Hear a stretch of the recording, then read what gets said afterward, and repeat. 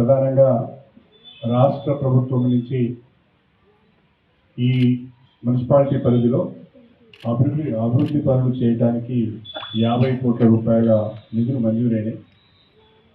దానిలో ఒక్కొక్క వార్డుకు 1 కోటి రూపాయల చొప్పున పనులను ఇంతకుముందే గుర్తించి వాటికి టెండర్లు పిలవడం జరిగింది.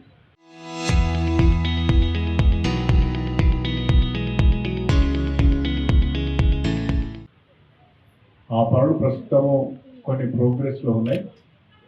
ఇంకా కొన్ని పనులకు టెండర్లు పిలిచి పనులు ప్రారంభించవలసిన అవసరం ఉన్నది. దానికి సంబంధించి కలెక్టర్ గారికి, అడిషనల్ కలెక్టర్ గారికి, కమిషనర్ గారికి స్పష్టమైన ఆదేశాలు ఇవ్వడం జరిగింది.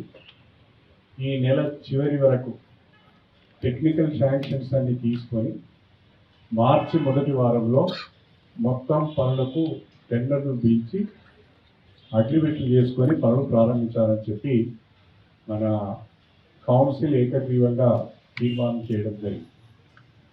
రెండవది, నూతనంగా ఏర్పడిన మున్సిపాలిటీలో ప్రజల ఆకాంక్షలు ఎక్కువగా ఉంటాయి.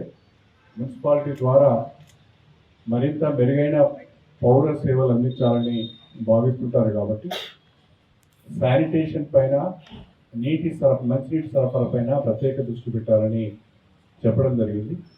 శానిటేషన్కు సంబంధించి ప్రస్తుతం ఉన్న 4 ట్రాక్టర్లు సరిపోవడం లేదు.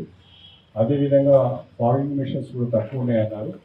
దాని కొరకు మనం మంజూరు చేసుకున్న 50 కోట్ల రూపాయలలో 1 కోటి రూపాయలు ఇక్కడ ట్రాక్టర్స్కి కానీ, ఇతర ఫాగింగ్ మిషన్స్ కానీ, ఇతర మెటీరియల్ కొనుగోలు చేయడానికి 1 కోటి రూపాయలు దాంట్లో ఉన్నాయి.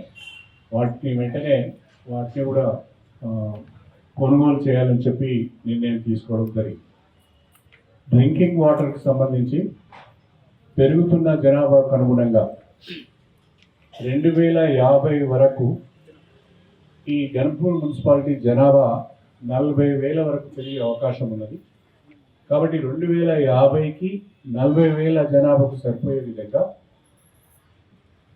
మంచినీటి సరఫరాకు సంబంధించి ఒక డీటెయిల్డ్ ప్రాజెక్ట్ రిపోర్ట్ తయారు చేయమని చెప్పాము.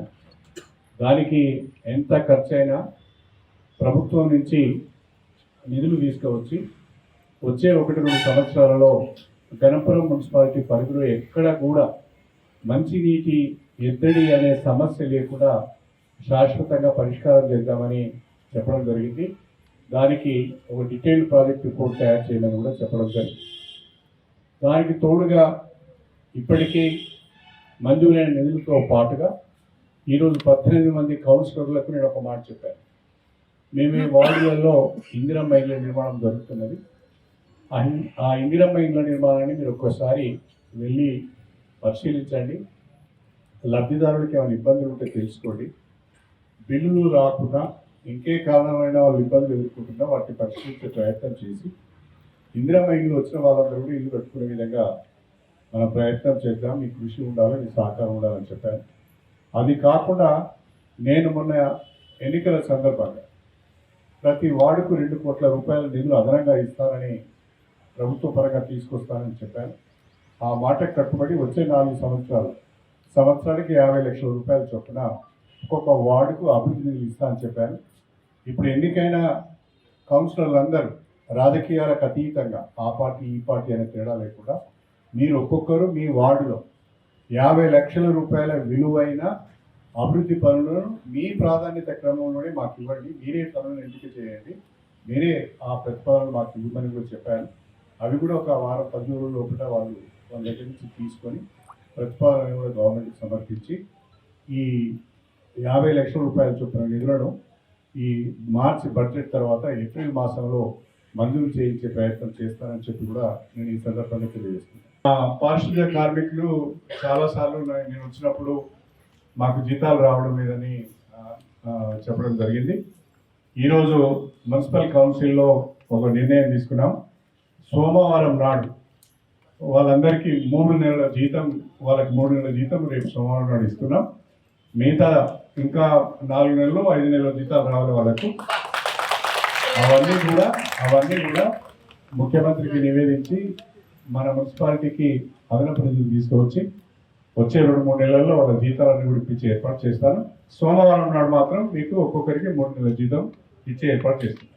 ఓకే, మంచిగా పని చేయాలి. మరి గతంలో లెక్క నడవది, కొంచెం కష్టపడాలి అందరం, మీరు నేను అందరం కష్టపడాలి. గతంలో ఎక్కడున్నా నడిచింది, ఇప్పుడు నడవదు. పిల్లలు వేస్తే వాటిలో ఉండాలి. బడ్జెట్ అప్రూవల్ లేకుండా నిధులు మంజూరు కావు. కాబట్టి వాళ్ళు ప్రతిపాదన నాకు ఇస్తారు. ఆ ప్రతిపాదనని మేము మున్సిపల్ అడ్మినిస్ట్రేషన్కి పంపించి బడ్జెట్ అప్రూవల్ అయిన తర్వాత ఏప్రిల్లో శాంక్షన్ తీసుకుంటాము. ఆ మేరకు నిధులు కూడా మంజూరైతాయి. దానికి తోడుగా వార్డుకు కొన్ని ఇందిరమ్మ ఇల్లు ఇస్తామని నేను చెప్పాను. బడ్జెట్లో మనకు ఇందిరమ్మ ఇల్లు వస్తాయి, 2వ విడత ఇందిరమ్మ ఇల్లు వస్తాయి. మనకు మళ్ళీ 3500 ఇల్లు వచ్చే అవకాశం ఉన్నది. ఖచ్చితంగా 18 వార్డులు ఉన్నాయి. వార్డుకు 50 ఇళ్ళ చొప్పున ఇందిరమ్మ ఇల్లు ఇవ్వాలని 18 వార్డులు ఇంటూ 3 30, ఒక్కొక్క వార్డుకు 30 ఇళ్ళ చొప్పున ఇవ్వాలనేది కూడా అనుకున్నాం. అది కూడా 30 ఇళ్ళ లిస్టు కూడా వార్డ్ కౌన్సిలర్స్నే తయారు చేసి ఇవ్వమని చెప్పారు. ప్రాధాన్యత క్రమంలో 50 లక్షల రూపాయల విలువైన అభివృద్ధి పనులు, ప్రాధాన్యత క్రమంలో ఇల్లు లేని నిరుపేదలు ఎవరైతే ఉన్నారో ఏ రకమైన అవినీతికి ఆస్కారం లేకుండా. నేను ఒకటే మా వార్డు కౌన్సిల్ అందరికీ కూడా పత్రికాముఖంగా చెప్తున్నాను, నేను ఎమ్మెల్యేగా ఉన్న రోజులు అవినీతికి అవకాశం లేదు. ఎవరైనా ఒక కౌన్సిలర్ ఇల్లు ఇప్పిస్తారనో లేకపోతే ఇచ్చేదానికి కొరకు డబ్బులు తీసుకోవడానికి తెలిస్తే నా వైపు నుంచి సహకారం ఉండదు. This is my statement. గతంలో పథకాలు అమ్ముకున్నారు, గతంలో పదవులు అమ్ముకున్నారు, అవన్నీ వేరు. కానీ నా పీరియడ్ అది జరగనివ్వను. నాకు ఫలానా కౌన్సిలరు ఇందిరమ్మ ఇస్తానని డబ్బులు తీసుకోవడానికి తెలిస్తే మాత్రం ఆ కౌన్సిలర్ ఇచ్చిన ప్రతిపాదనను నేను యాక్సెప్ట్ చేయను. మనము ఎన్నుకోబడిన ప్రజాప్రతినిధులం. మనతో అయిన మేరకు నిజాయితీగా ప్రజలకు సేవలు అందించాలి తప్ప ఎక్కడ కూడా అవినీతికి అక్రమాలకు అవకాశం ఇవ్వకూడదు అని చెప్పి నేను ఈ సందర్భంగా తెలియజేస్తున్నాను. వచ్చే 5 సంవత్సరాలు ఈ పాలక మండలికి 5 సంవత్సరాల సమయం ఉన్నది. వచ్చే 5 సంవత్సరాలు స్టేషన్ గన్పూర్ మున్సిపాలిటీ తెలంగాణలోనే ఒక అభివృద్ధి చెందిన మున్సిపాలిటీగా చేసి చూపించాలనేది నా కోరిక, నా సంకల్పం. దానికి మా వార్డ్ కౌన్సిలర్ అందరూ రాజకీయాలకు అతీతంగా సహకరిస్తానని చెప్పారు. వాళ్ళందరికీ కూడా కృతజ్ఞతలు తెలియజేసుకుంటూ పౌర సేవలను పెంచే విధంగా, మెరుగైన పౌర సేవలు అందించే విధంగా మా ప్రయత్నం ఉంటుంది. మొట్టమొదటి కౌన్సిల్ సమావేశము కొత్తగా వచ్చి అందరూ ప్రజలు కూడా సహకరించాలని చెప్పి కోరుకుంటూ అందరి దగ్గర సెలవు తీసుకుంటాం. చరిత్ర సృష్టించినోడు ఇప్పుడు ఆ చరిత్రని తిరగరాయబోతున్నాడు. అబద్ధాల గోడల్ని బద్దలు కొట్టి నిజాలను రాగా మీ ముందుంచబోతున్నాడు. నిజమైన వార్తల కోసం వెంటనే డౌన్లోడ్ చేసుకోండి రా యాప్ని.